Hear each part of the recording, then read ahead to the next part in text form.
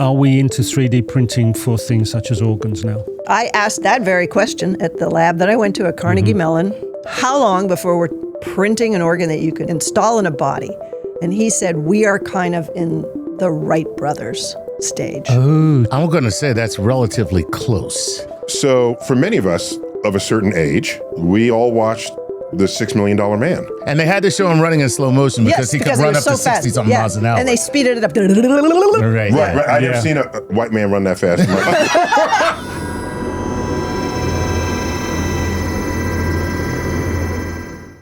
This is StarTalk. Neil deGrasse Tyson, your personal astrophysicist. And I see next to me Gary O'Reilly. That must mean this is special edition. Gary. Hey, Neil. How you doing, man? Former soccer pro. Allegedly. Soccer announcer. Mm-hmm. And you lend of yourself to our cause. Yeah, with pleasure. Thank you. Chuck, good to have you, man. Always a pleasure. Okay, professional stand-up comedian. Nice. You're working tonight. I am. Man, and we're recording makes this no on a difference Friday. to say where because it'll be over by the time anybody hears this. So today, we're titling this, Are We Replaceable? Are we replaceable? I see you've been talking to my wife. Are we replaceable? So what does that even mean, Gary? Just get us into Let me this. sort of phrase it this way. Some see the human body, especially the human brain, as the most complex machine we know that exists today. In the universe. Yes, that we know about. Normally, when you buy a complex machine, it comes with the contact details for the manufacturer. The warranty. No such luck with the human body, as we all know. So how far has medical science got when it comes to replacement parts? Just FYI here, humans have been in the replacement parts business since about 1500 BC. Wow. That will all get explained. I'm not going to steal anyone's thunder, so Neil, if you would, please introduce our guest. Well, we now have 3 or 4 time, 5. How many times she's been on here? I don't know. Reintroducing to the StarTalk fan base, Mary Roach. Mary Roach, welcome back to StarTalk. Thank you. I think it's like 5. 5. I've lost count. New York Times bestselling author.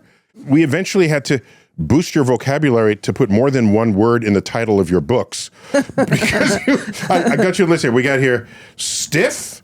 Mm-hmm. That was like dead people. Yep. Grunt. That was like military. Bonk. I think that was just sex. It has to be. Fuzz. Well, I forgot what was that. That's bad sex. Bad sex. Gulp.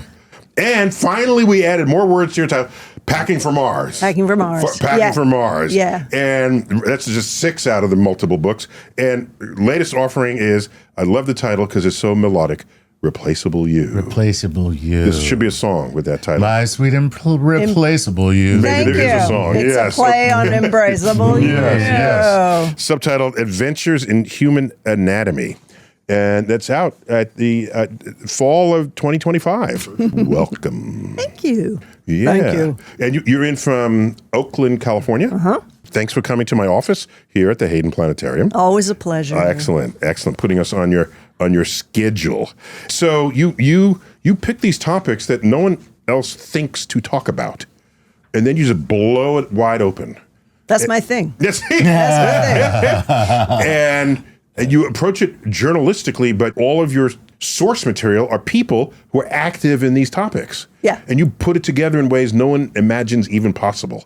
So this is It's incredible, isn't it? Yeah, it is. It's a unique niche in the nonfiction verse. Nice. So that's just, again. Yeah. No, I go and I target some unsuspecting expert researcher scientist, and I use them as an unpaid tutor, basically. Oh, there you go. And if they're good and they're educators, they'll love to talk. They love to talk. They love do. to talk. Like their spouse doesn't want to hear about it no one else is anymore. interested Their in what kids, they're doing. exactly. And like, oh, here's this woman. She wants to know what I do. Come on down. Yeah. So you have explored human behavior, not only physiologically, but you bring a dose of humor to it. It's part of our branding here. If you can't laugh or at least smile, go home. Yeah. Yeah, that you just spoke to half the country right now. All right. So is there one or more words that you might describe yourself? If I were to pick, I would say journalist, science communicator, and writer. Yeah, all of those work. I might say nonfiction author. Sure. Who's funny sometimes. Okay. Yeah. We have something in common. Sometimes. All right, so Science journalist sounds a little highbrow. it does, doesn't it? It does. Yeah. It doesn't sound fun. Yeah, I was going to say, No. it sounds a little stodgy and boring, too. Yeah, that's that not does me. not No. apply to you at all. So, Replaceable You, Embraceable You. What started you on that journey? You have to, at some point, yeah. you have to pivot and say, I'm done with the rap, know. and let me go do something else that no one has done before. It's always very exciting, that moment where like, I am so done with fill in the blank. I'm ready to move on. Yeah. Yeah. So this one started, I got an email from a reader who had an idea, a book idea. And I would love to say that she was like, you should write about replaceable body parts. And I was like, hey, done, next book. But in fact, she said, you should write a book about professional football referees, which is not the best match for me. Yeah. So, but we had a correspondence back and forth. It turned out she's an amputee, specifically elective amputee. Like she wanted her foot, because her foot didn't work well. She couldn't walk right. She'd had spina bifida. Anyway, I was like, whoa. It was really hard for her to find somebody to take off her foot. Nobody wanted to do it. They're like, but this is a healthy foot. And she's like, I can't really walk on it very well. So anyway, that was one thing that got me headed in that direction. Wow. And the other thing was, I was talking. So you amputated the foot because she couldn't find a doctor. I did. It's not that hard. It's really ultimately with the right equipment or even the wrong I was going equipment. to say, not even the wrong It's equipment. pretty doable. The and, duller, the better. and I didn't charge. duller the I didn't blade. charge her very much. there you go. Yeah. She did get it cut off, but not by me. So for many of us of a certain age, Yes, we all watched The $6 Million Man.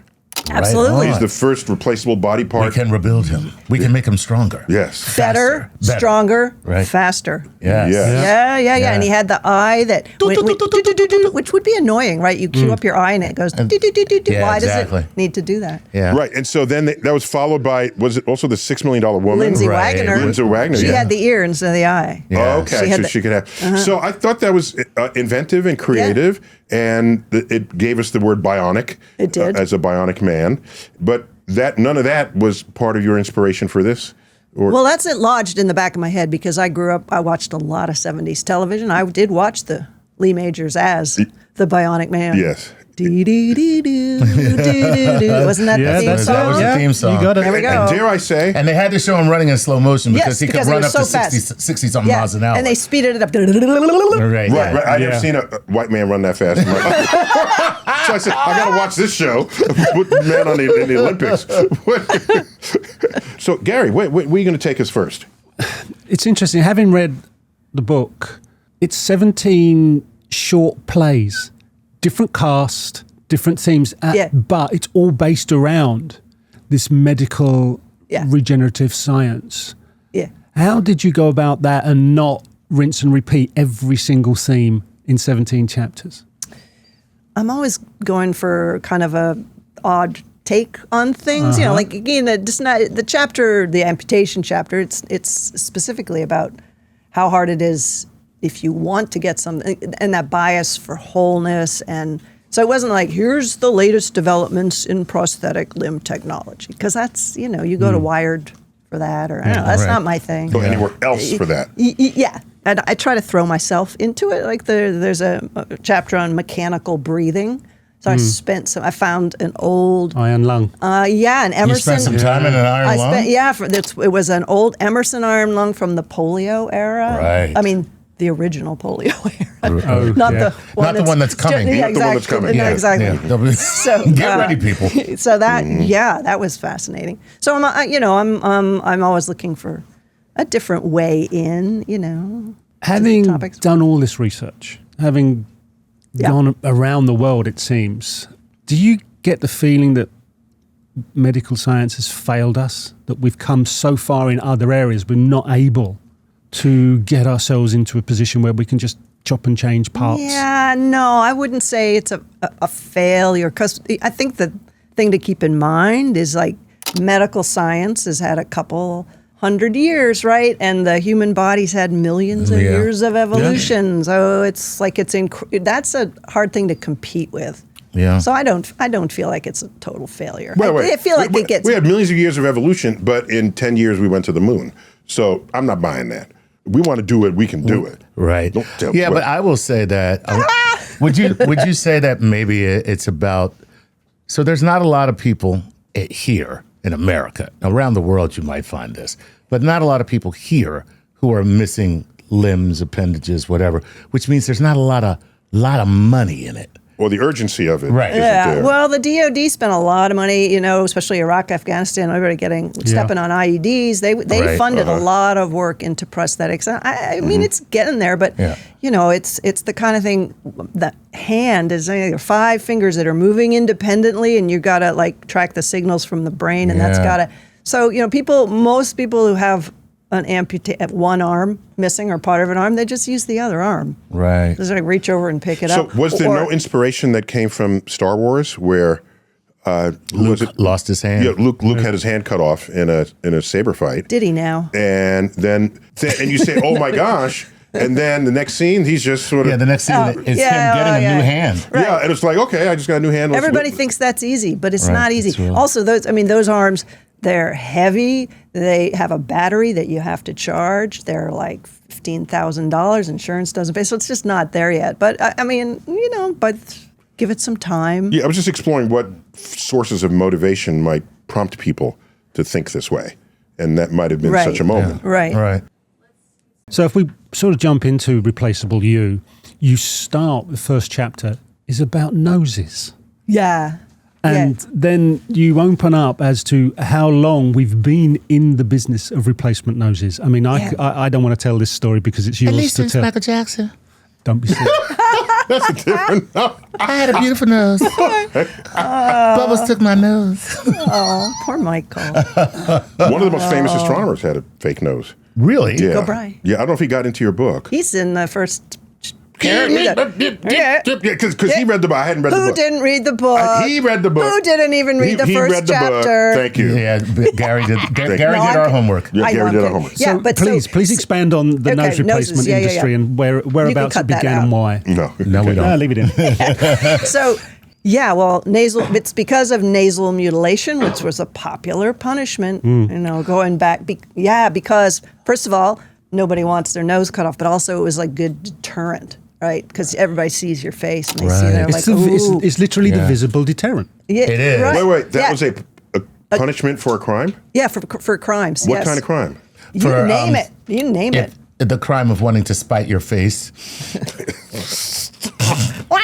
I had to do it. I had to. Okay, don't use that one tonight on stage. Believe Where me, you I go. won't. Okay. Okay, so and what Yeah, so any culture? crime. What culture was big on this? This was in Ireland, in Egypt, in the Middle East. So how all would they over do the it? place. They just cut. Just hack it off. There was this story about Nepal. There was this whole town, Kirtipur, supposedly, where because the whole town was disloyal to the local conquerors, invaders, whatever, they denosed all the male population. My God, we are just awful Isn't as a that- I know. species. I'm just saying. Yeah. How disgusting. You ever been to an ancient ruin, say, but be a Roman or Greek, and seen a statue and its nose has been chipped away?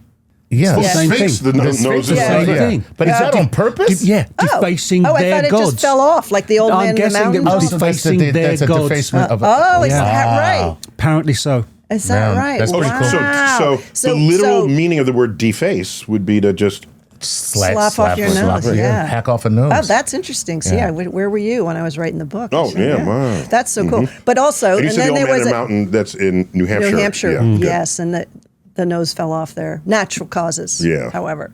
So who was the military surgeon that came up, US military surgeon, came up with an idea for Frank noses? Teddemore. That's yes, the fella. love him. Frank Teddemore. Okay, 1894, Frank Teddemore, Army surgeon, came up with, it was a pair of glasses. This is going to work mostly for men. Pair of glasses, okay, and then you would hang a celluloid plastic nose off the glasses. You need a little bit of nose left for the glasses. right.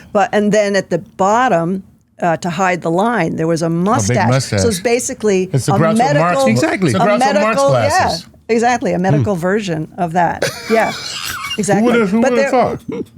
But what was more amazing, although it's hard to beat the Groucho Marx glasses, was going back to like the 1500s. There was surgery where you would take a flap from the cheek, right, or the forehead, and then separate it, but leave it attached in one spot, flip it over onto the nose, leave it attached so it has a blood supply while it's growing in on the nose, right? Yeah.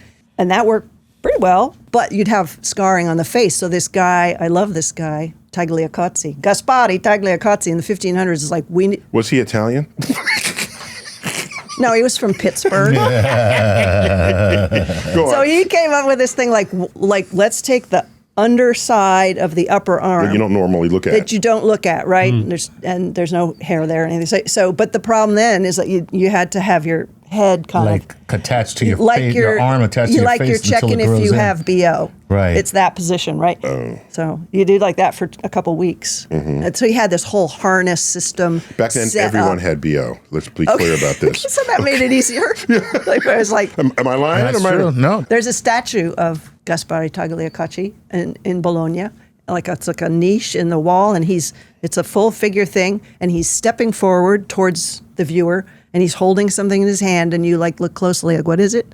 It's a nose. Wow. That's his thing. Completely creepy. Yeah. So there was a whole industry to repair those who were defaced. Yeah. And then syphilis came along, more need, more demand for fixing noses. It's been a thing. Now, what's the tie to syphilis? I mean, I'm not familiar with the eventually, if you don't treat it, I guess the bridge of the cartilage. The cartilage deteriorates, and something like that. Yeah.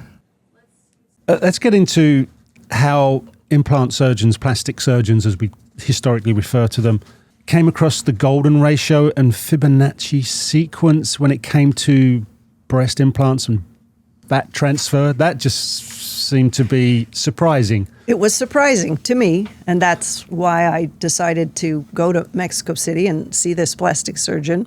He applied the Fibonacci, the golden ratio, which is kind of 2/3, 1/3. It's been around a long time, and you can find examples of it in nature.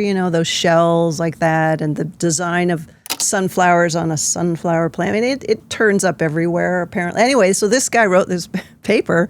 There were a couple papers. One was on the perfect calf, and one was on the perfect buttock proportions. And when he did a Brazilian butt lift, basically, taking fat from one place and applying it elsewhere, he would use the Fibonacci sequence. I imagined him with, I don't know, a protractor and markers. And he's like, no, I eyeball it. By now I can eyeball it. But anyway. Wow. So I just was kind of interested in that whole. I was not expecting to read about the Fibonacci sequence. In a butt chapter. Yeah, I was going to say. Yeah. Yeah. I wasn't either. And then So would Sir Mix-a-Lot agree with these proportions? Oh. He likes big butts and he cannot lie. Oh, sorry. Yes. Okay. Well, thank you. I know the song. So it's just it's from the 90s, actually. It's a pretty old song. Yeah, it is like old song, but it has to do with any evolving aesthetic that this involves. So I was interested because this was the first chapter that I reported. So it was, going back some years. And the Kardashian butt was the big thing at that point. And that is literally. That is, yes, it was the big thing, yes. And that is not. That evolved from the J-Lo butt to the Kardashian Kardashian butt. Yes, the original, the OG butt. You know a lot about this. Yeah. So I was curious, now is he discarding Fibonacci for Kardashian? Like, how does he deal with this? Anyway, so it was an interesting conversation and an interesting afternoon seeing this person have their fat from here, put here and back here. Right. Yeah. You mentioned prosthetics just a minute ago, but we have some really advanced prosthetics that have come on with microprocessors. They cost a lot of money. To the point, are they worth it? And then I asked myself, what do you need a chip in your implant for? Because you've got them. So well, use like them. you get a butt implant with a chip? No, not your butt. The prosthetic. Smart ass what? Yay! Good one. Yeah, use that one tonight. Okay, that's a very no, but seriously, what do you need a chip? Not in your butt. No, in a prosthetic. In a leg or a another story. Then I started to read further through the chapter and went, they cost how much? And they're not even waterproof. They're not, and the battery needs to be charged. And they're heavy. That's another thing. But for a leg, particularly if it's an upper leg, they're pretty great for legs. They can help. Well, how do you get with the stability in your center of gravity when you've got another prosthetic that comes?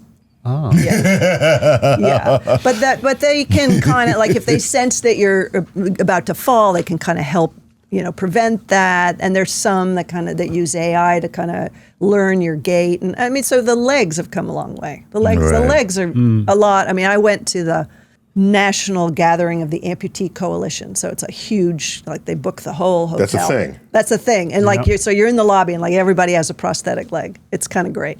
So, but not so many arms, because the arms are, because the fingers, that's a problem. Difficult. You can sort of toggle through the grip, but it's kind of wonky. Yeah. It's not quite there yet. So how much of the Bionic Man are we today? How far have we come?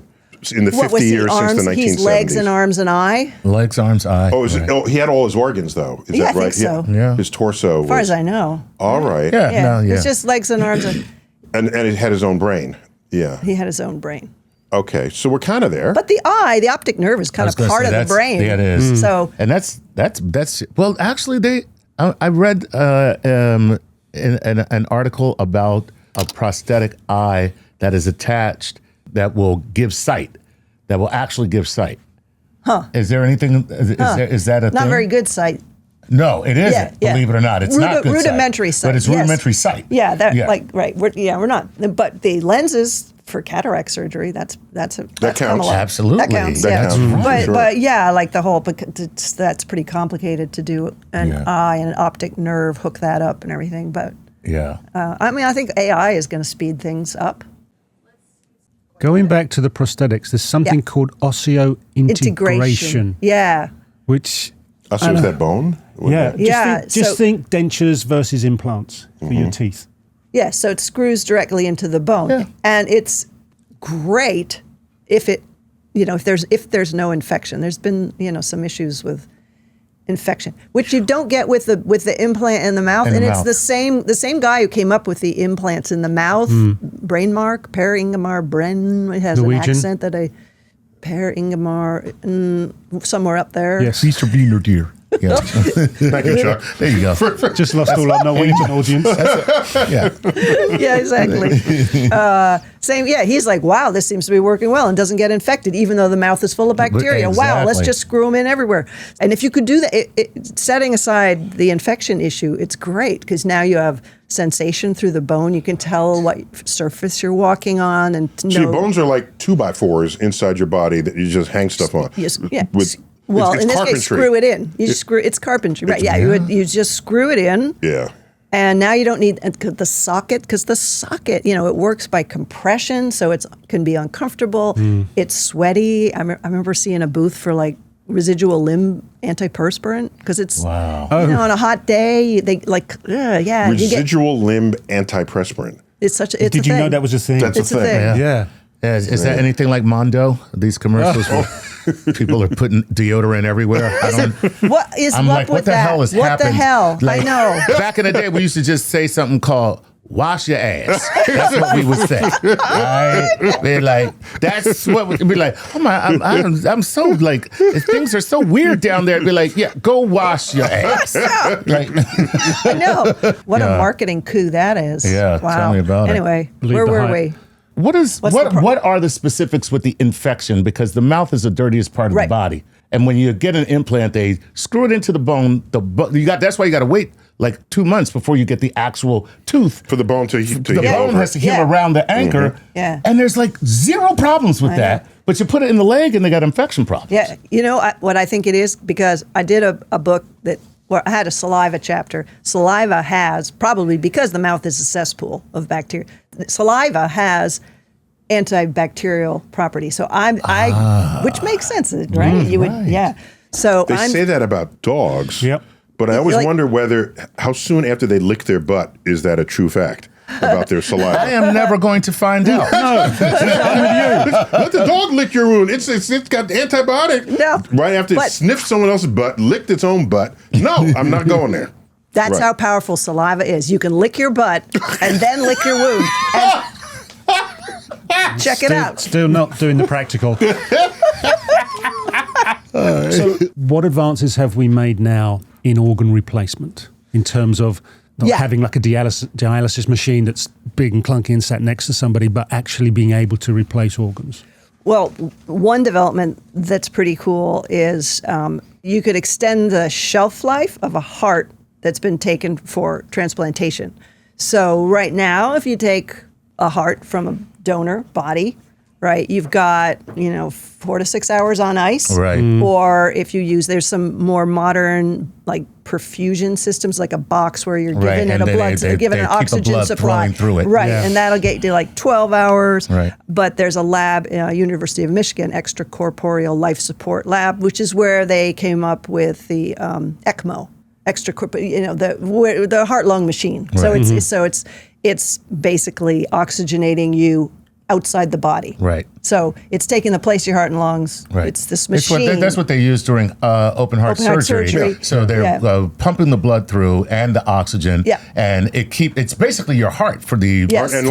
for the course of the surgery. Heart-lung machine. Yeah, exactly. But there are some folks who are now, there's like a mobile unit that they're talking about.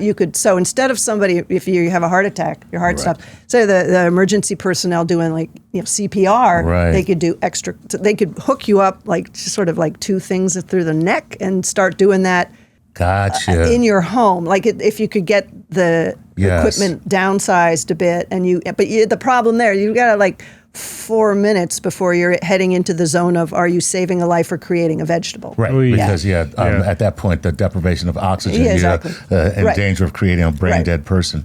Yeah. Wow. So the biggest issue seems to be the rejection of an organ, a donated organ. Yeah. I mean, are we anywhere near overcoming? And if we are, how are we? Well, it's been tough. I remember like 10 years ago, there was just tons of stuff about face transplants, hand transplants. And these are tricky because it's called a composite tissue allotransplant. So it's lots of different types of tissues. There's lots for the body to get worked up about and go like, I don't like this. Right. I asked, because I was thinking, I don't see much about that anymore. Like, because I remember seeing the first bilateral arm transplant there. Somebody did a leg. And I was like, why do you not hear about that anymore? And we got the face transplants when the chimps ripped off your face. Yes, yes, that's right. Right. But then we realized, you know what? Just stay away from the chimps. So people why are we spending all this money trying to figure out how we transplant a face? Get away from the chimp. But but as it turned out, some of the face transplant people need a second face because they're having rejection issues. People are asking to have hands taken off. Like the immune system figures out a way. It's just like the immune system does not want. Yeah. So it's not like something where the insurance covers it and everybody's having it done. They've kind of moved away from that. So if we have rejection issues with the organs of other humans, how is it that an organ from a pig could ever work at all? Great question, Neil. Thank you.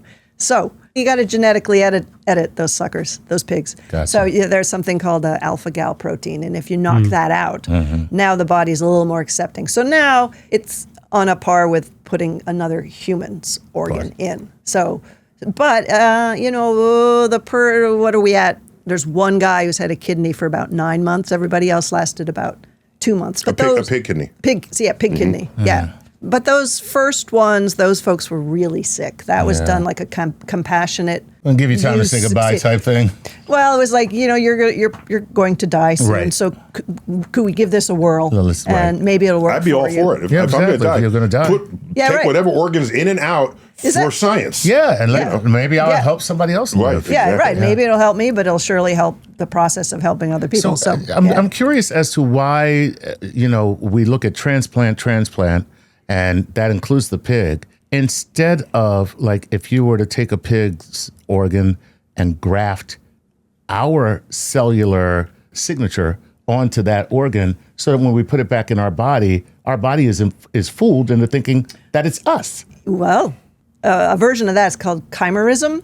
So if you were to take a pig when it's just a few cells old and do an edit whereby that pig is not going to grow a pig kidney, and now you introduce some human stem cells, pluripotent stem cells that are going to fill that niche, that open niche. So now you've got a pig. This is all, in the future. It's very early on. It's a pig with a human kidney. It's a pig with a human kidney. So the pig's grown up with it. Doesn't bother the pig. It's part of it. It's part of its body, but it's an actual human organ. So you could then take that and transplant it. And the end point being, everybody has their own personal pig, like with a car for spare parts, and you're just like waiting to go. So I used to feel bad that a pig would give its life and give up its organs for you. And then you had bacon. Then I realized how much bacon and pork chops and pork sausage I eat.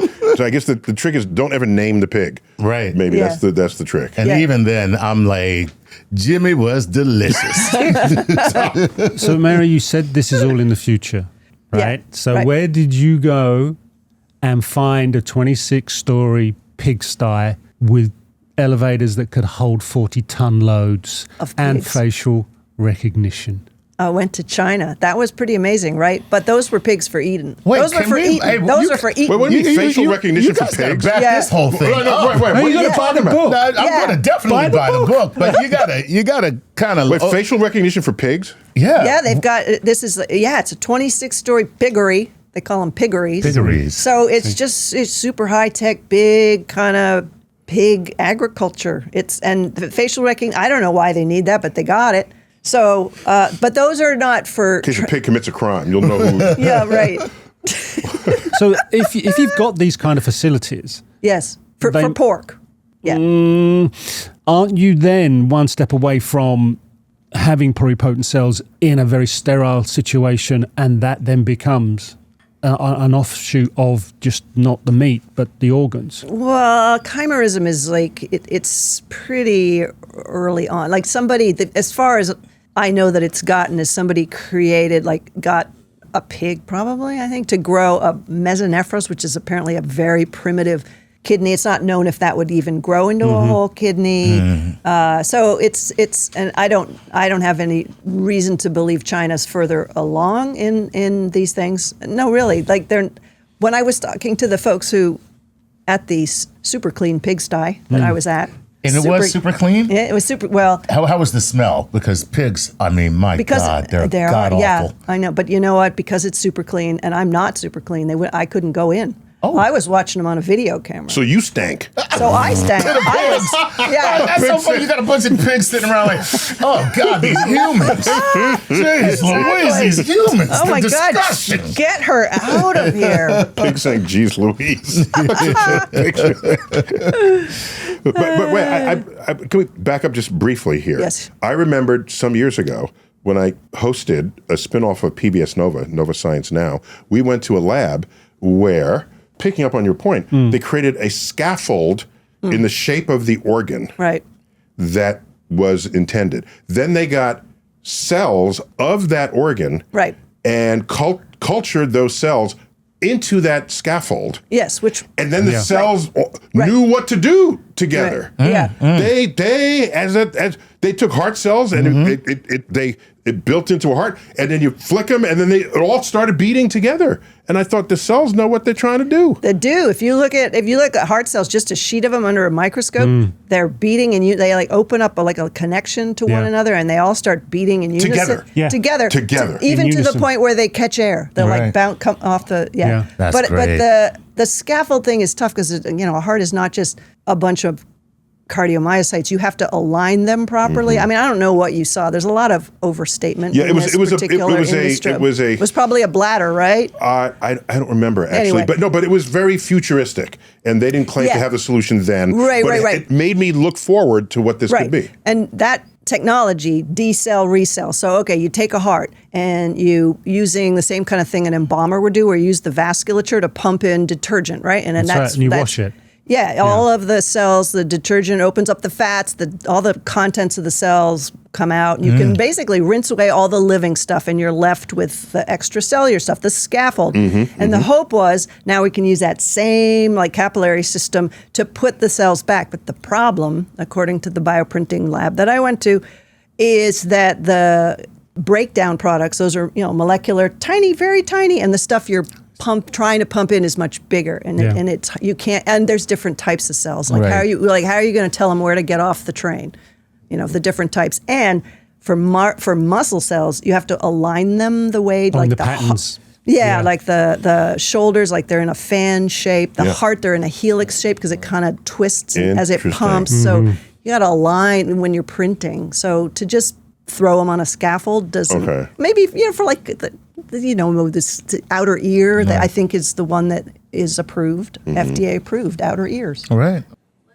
I want to get to 3D printing, but if I don't address the finger penis, I'm going to have a tantrum like a 3-year-old. I think I have been exceedingly patient and, and very mature throughout this entire show that I have not Chuck, pushed the issue. take it over, Chuck. All right, so here we go. Okay.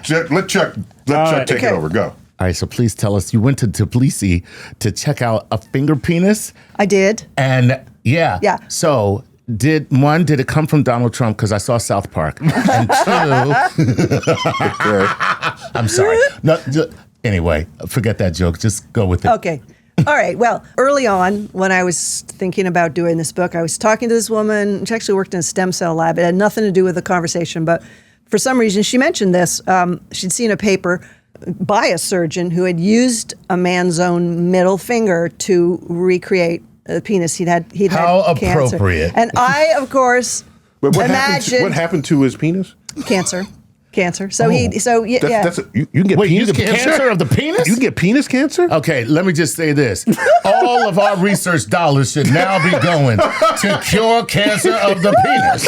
I had no idea that this existed. I get letters from the American Cancer Society on a daily basis, and I'm just like, yeah, whatever. If they send me penis cancer material, I'm sending money. Anyway, so check your mail, Chuck. That's incoming. here it comes. Yeah. all right, So anyway, I of course pictured the man's finger taken intact with the nail and everything and just stitched in place and able to kind of move and beckon like a finger could, right? Which is not that'd be great, actually the case. I gotta say, on the one hand, Right? it's crazy, but on the other hand, I love to be able to stand naked in front of a bed and go, "Come here."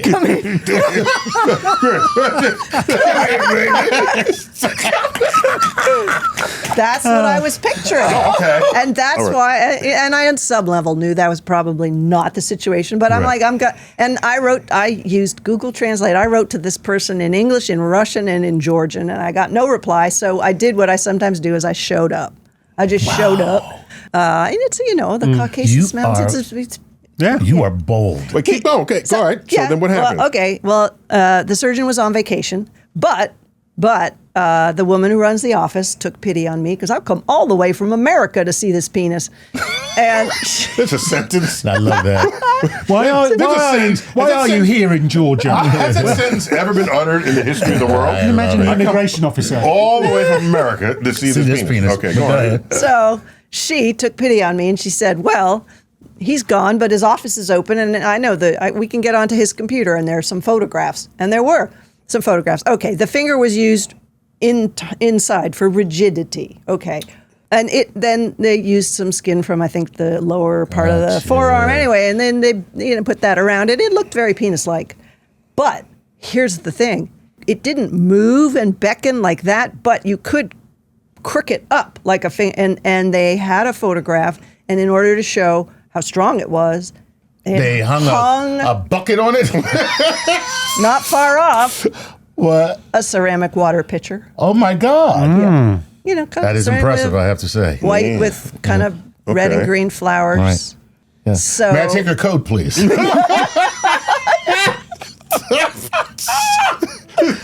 A new job as coaching at the a restaurant. little more iced tea, my love. So Get out. because this guy never. I called. I tried to follow up. He never got in touch with me. So I don't know quite why he didn't use. There are medical surgical products for erectile dysfunction surgery. You can that are even like that, that bendable kind of deals. Well, I don't know why he didn't use that, but interesting choice. But You happy now? Did Did you get it out of your system? That was fascinating. I'm Okay. sorry. All right. I think I speak for everyone. We all want to know about finger penises. you definitely speak for me. You have to buy the book and read the chapter. 3D printing. Yes. Are we into 3D printing for things such as organs now? That's a tough one. I asked that very question at the lab that I went to at Carnegie Mellon, the Feinberg lab that does a lot of stuff with 3D everywhere. printing. You've been everywhere. I've been everywhere. I have been absolutely everywhere. No. And I asked that same question, like, how long before we're printing an organ that you could install in a body? And he said, we are kind of in the Wright brothers stage. Oh, took it that far back. I'm going to say that's relatively close. Even Let's still. be honest. The Wright brothers, 1903. Flying bicycle. 1903. I know, but that's a flying bicycle. Well, not really, because they used a combustion engine. Yes. So let's Right. be So, honest. yeah. If you're looking at 1903 and then commercial flight, In 15 is years? 15, Yeah, 30 20 years from yeah, here. Lindbergh would fly 25 years right? later. So you're Right. looking at about 35, 40 years Yeah. and we could be someplace. Yeah. Yeah. Oh, even less Yeah. than that, because we're going to He plug said- AI in. Exactly. right. He said like a couple of Right. decades. Okay. yeah. But things are speeding up more quickly now because of AI. Right. You know, so there's a lot of stuff going on that led him to think that, it could happen faster than that. But he put it at about 20 years. That, And the it is what specifically? An organ that you could print that could then be put in a body, installed, hooked up. that's amazing. Is the printing process using your own cells? Because now we can take regular cells Right. and turn them into stem cells. Yeah. Right. So do they take your own cells and then? Well, at this point, they're just taking off the shelf and trying to figure out, They're like, just trying to- like just trying to right get it done. now, Yeah. like there was a woman there who had printed a single ventricle for a mouse and installed it, and months later, it was still working. I was like, whoa, so you actually have this thing that's pumping and keeping a mouse alive? And she said, well, it still has its own heart, okay? And the ventricle doesn't have valves, so the blood shoots out either end. So we have to get the valves installed, but they can print valves. They can print valves They're right at the now. stage of throwing spaghetti at the wall. By the way, I mean, I wonder if you could do a hybrid, especially for a heart, because we already have valves that are artificial. Right. And Right. so Right. you Right. could print the musculature and then apply the valves Right. and actually put that heart in a person. You could, yeah, and right now you can take cow collagen, which the human body accepts fine. yes. But what's great about printing it, it could be custom fit because some, cow valve, because sometimes it's too big for people. Like Right. it doesn't fit everybody. Not everybody's a candidate. But now you can, and I've seen a 3D printed like tri-leaflet valve. It's pretty cool. I have a little one in a jar. I could have brought it today and showed you. Yeah, it's cute. This sounds like we are inching towards people who will see this as a road to immortality. Oh, like what Putin and Yeah. she said. Yeah.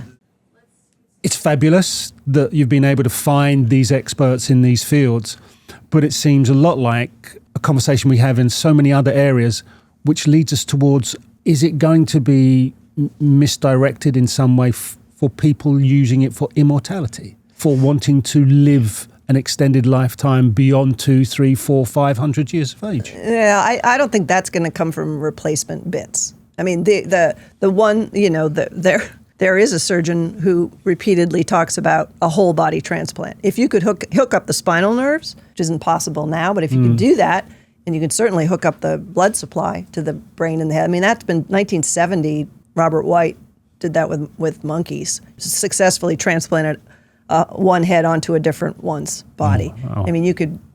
Freaky Monkey Friday. Yes, exactly. No, what you would do there, Yeah. the application is clear and present because Alzheimer's, you have a perfectly functioning body and your brain is gone, and ALS, you have a perfectly functioning brain and your body's gone. Right. So with ALS, if you could.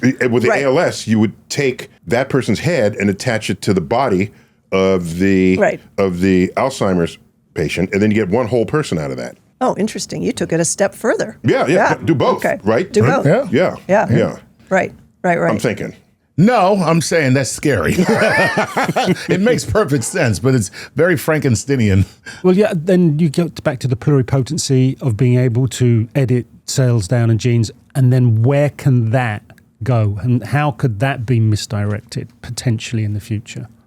Well, at this point, we're just talking about implanting clusters of cells that might help somebody with Parkinson's or diabetes, and that's pretty cool. But you're talking about, what are you talking about? So if we took someone's and they created their own egg, They create their own sperm. You fertilize them in vitro. Right. In vitro gametogenesis. Fine. Right. You could, in theory, if you take someone's blood cells and you regress them to pluripotency, and then you direct them to become, say it's a man, and you direct it to become an egg, or if it's a woman, you direct it to become sperm. And now you could create another human being with only your own genetic material, which I think Elon Musk is probably really excited about. Because it's just...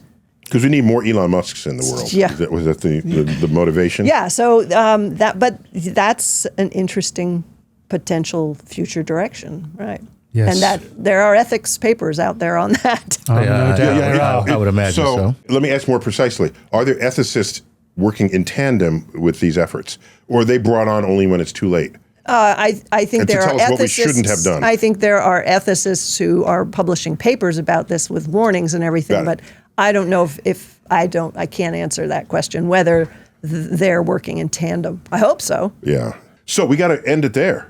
Yeah. Man, we could be here for hours talking about That's this. fascinating stuff. It is fascinating. Yeah, Mary. Well, let me get it. Here we go. Oh, right. There it is. Replaceable You. All right. So congratulations again on another book that no one else would have even thought to write. And you did it. I've done it. Thank you. All right. Thanks, Mary. you guys. Chuck, always good to have you, man. Always a pleasure. Yeah, Ray. Pleasure, Neil. Thanks for cooking one of these up again. Oh, yeah. Well, your thanks to team. our guest. Yes. And thank you for reading the book. You're welcome. Enjoyed All right. So I just have a cosmic perspective on this, if I may. Please. Please. Go ahead. Should we stop you? Just, if I may. What has happened in the history of science and technology and history of innovation is we see a problem, a challenge, and then we try to address that problem and try to fix that problem. One of the more famous examples of this was the manure problem in Manhattan more than a century ago. The population was growing, horses were everywhere, manure was everywhere, and someone wrote a tongue-in-cheek article about that we were headed towards a manure catastrophe, where the horses that come in to take out the manure from the other horses, they leave manure behind, and who cleans that up? And you get a point where the entire city is buried under manure. Consider also that flies reproduce in the manure, and we didn't have supermarkets yet. There were street vendors selling fish and other produce and meats. Flies would be all over. It was a sanitation nightmare. So what do? You research? You got to research that. You say, maybe we can change the food that the horse eats to reduce the amount of manure. Put something in the food so that flies won't want to reproduce in the manure. And you start attacking the problem directly. And the solution was the automobile. That's what got rid of the manure. It came from another place. It came from another mindset. It was, I'm not trying to fix the horse. I'm going to invent something that doesn't even need the horse. When I look around at nature, I see newts that can regenerate limbs and tails. Lobsters regenerate claws. They don't need prosthetics. They don't need medical doctors. They don't need anything that we are currently exploring to replace our organs. It is built in to their DNA. And we like to think of ourselves as the top of some kind of evolutionary a pyramid, when other animals can recreate their organs and we can't. So, how far does that go? The planaria. It's a form of worm. You can cut off its head and it'll regrow a head. Oh my gosh. So maybe the solution to this is not one lab or another inventing a kidney or a heart or a lung or a limb. Maybe it's going into our DNA, splicing into it that which regenerates organs in other animals. The animal kingdom. We have DNA in common with them. With other we're vertebrate, they're vertebrates. Let's go in and find out what's making that work. Maybe the future of this is you just go in and they twiddle with your DNA and another organ grows. And at the top of that list, we put military veterans who need the limbs first. Then everybody else, second in line. to replace our organs and our limbs for whatever it was we were doing on our job, in defense of the country, or just being dumbass, to quote Chuck. Perhaps that's in our future, a future not yet visible to us. But maybe nature has that in store. And that is a cosmic perspective. Neil deGrasse Tyson here, as always, bidding you to keep looking up.